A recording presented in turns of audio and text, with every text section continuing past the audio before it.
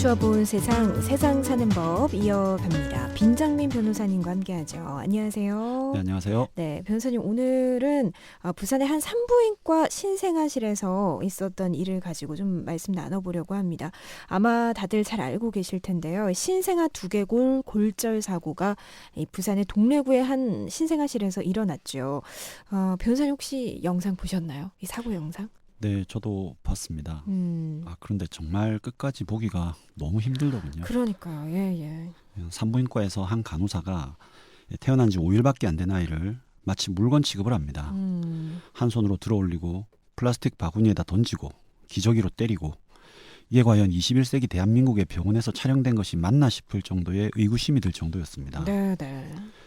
이 사고에 대해서 간단하게 한번 말씀을 드려보면요. 예. 말씀하신 대로 부산 동래구에 있는 한 산부인과에서 있었던 일인데요. 예.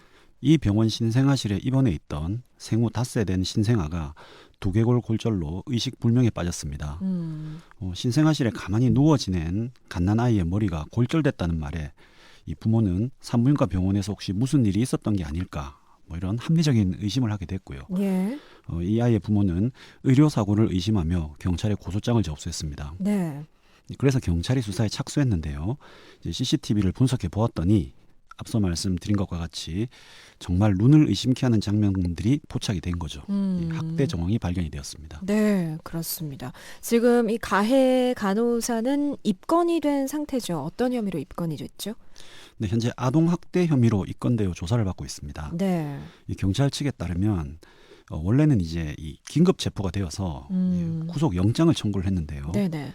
이 간호사가 또 현재 임신 중이기 때문에 또 그런저런 사유로 영장이 기각되어서 현재 불구속 수사로 진행되고 있다고 합니다. 사실 이게 더 충격적이었어요. 본인이 임신 중이었는데 그런 식의 학대를 저질렀다는 사실에 더 분노가 일고 있는데, 학대 혐의로만 입건이 된 건가요? 아니면 의료 사고로도 볼 수 있는 거 아닌가요? 예, 언론 등에 따르면 이 신생아는 두개골 골절과 뇌출혈 증세로 지금까지 의식이 없다고 합니다. 네.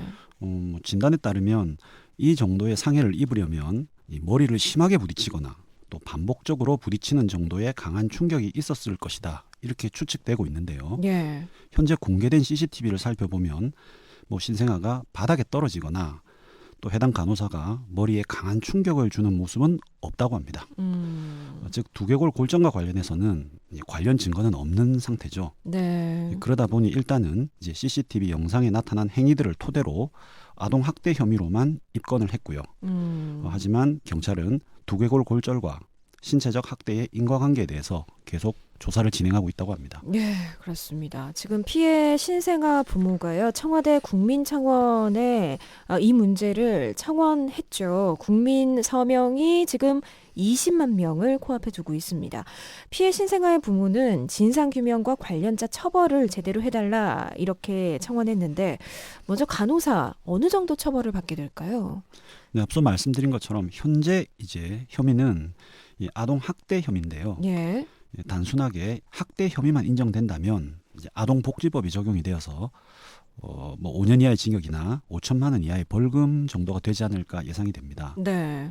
하지만 수사 과정에서 이 간호사의 학대 행위로 인해서 이 신생아가 의식불명 상태에 빠졌음이 밝혀진다면 아동학대 범죄의 처벌 등에 관한 특례법이 적용이 되어서 예. 보다 중하게 처벌이 될 수 있습니다. 음. 이 법을 보면요, 이 건과 같이 아동학대 범죄를 행한 사람이 아동의 생명에 대한 위험을 발생하게 하거나 불구 또는 난치의 질병에 이르게 한 때에는 3년 이상의 징역형으로 처벌됩니다. 그리고 정말 일어나서는 안 될 일이지만 만약 이 신생아가 결국 사망에까지 이르게 될 경우에는 무기징역 또는 5년 이상의 징역으로 처벌됩니다. 그리고 이 간호사가 조사 과정에서 이런 일이 한두 번이 아니었다, 이런 지금 보도도 나오고 있는데요. 예. 이것이 사실로 밝혀진다면, 즉 이 간호사가 상습적으로 이러한 범죄를 저질러 왔다고 인정이 될 경우에는 형의 2분의 1까지 가중이 될 수 있습니다. 예, 그렇군요. 자, 그리고 해당 병원은 지금 폐업 절차에 들어갔다고 합니다. 혹시 병원 측의 문제, 그러니까 관리를 잘 못했다, 이렇게 병원에게 좀 책임을 물을 수는 없을까요? 네, 병원장의 경우에도 이 간호사에 대한 관리 소홀 혐의가 적용이 되어서 현재 의료법 위반 혐의로 같이 경찰에 입건되어서 수사를 받고 있습니다. 예. 아울러 이제 이 병원이 서둘러 폐업을 했다고 하는데요. 이 서둘러 폐업을 한 것도 현행법 위반이 아니냐 뭐 이런 지적도 있습니다. 네. 왜냐하면 의료법 시행 규칙을 보면요. 의료기관은 휴 폐업 시에 사전 안내문을 게시해야 되고 또 입원 환자에게는 30일 전까지 휴 폐업 예정일과 진료비 정산 등을 직접 안내를 해야 되는데 이런 규정을 지키지 않았다는 것이죠. 네. 하지만 보건소 측에 따르면요.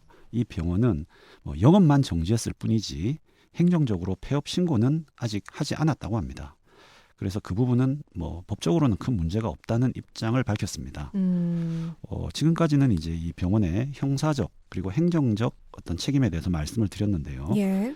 만약 이 사건의 사실관계가 확정이 되어서 병원 측의 관리 소홀이 인정이 되면 네. 민사상 손해배상 책임은 피하기가 어려울 것으로 보입니다. 예, 그렇군요.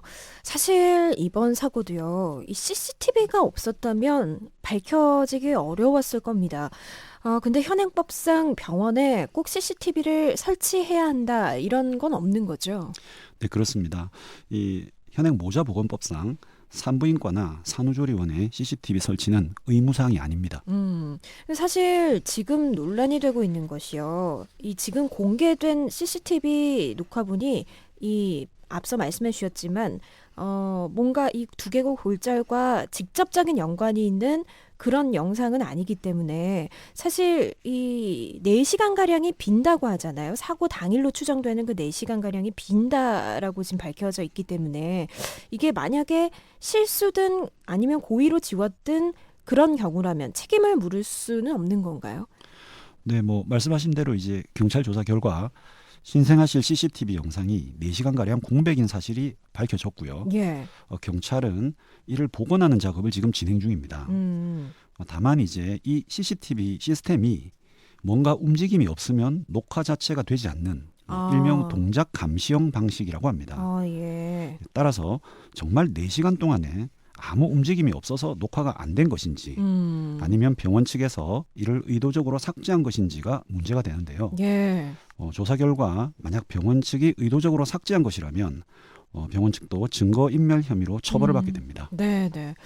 이 병원이 잘못을 감추고 숨기는 일을 막으려면 CCTV 설치 의무화해야 한다 이런 요구 계속해서 나오고 있습니다.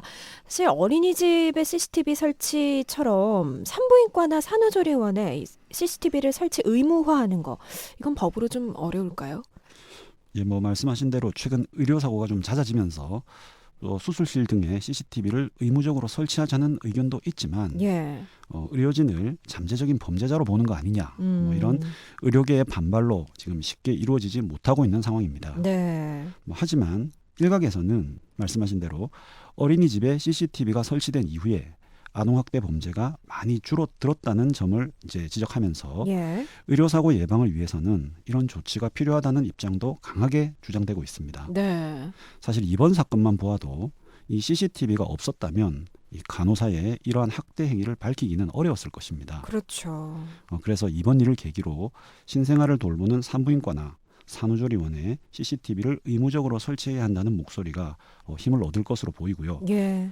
실제 한 국회의원은 이 사건이 있은 직후에 산후조리원, 신생아실 등 신생아를 돌보는 지역에 CCTV 설치를 의무화하는 모자보건법 개정안을 발의할 예정임을 밝히기도 했습니다. 네, 법적인 보완이 필요해 보입니다. 앞서서 의료사고로 인정되기 위해서는 인과관계가 필요하다 이렇게 말씀해 주셨는데 사실 의료사고 입증이나 의료소송은 다른 어떤 소송보다 입증하기가 어렵잖아요. 그래서 승소하기도 어렵다 이런 말들 많이 하는데 만약에 내가 이런 일을 당했다, 의료사고가 의심된다. 그럴 경우에 어떻게 대처해야 될까요? 네, 사실 가장 중요한 것은 의무기록지 사본을 확보하는 일입니다. 예. 의료법에 따르면 이 의료인들은 환자에 대한 진료 내역이나 간호일지 같은 것을 매일매일 상세하게 작성해서 비치 보관할 의무가 있고요. 예. 환자와 보호자의 청구가 있을 경우에는 지체 없이 이러한 기록들의 사본을 발급해야 됩니다. 의료사고와 관련된 소송을 제가 진행을 해보면요. 네. 의료기록 사본 발급 요청을 하면은 예. 병원 측에서 이런저런 핑계를 대고 이 발급을 좀 지체하는 경우도 많고요. 그리고 더 나가서 이 과정에서 기록지를 위변조하는 경우도 제법 있습니다. 네. 이는 명백한 의료법 위반입니다. 따라서 병원에서 뭐 항의를 한다거나 뭐 이런 식으로 빌미를 주지 마시고 뭐 조용히 가셔서 의무기록지 사본을 달라.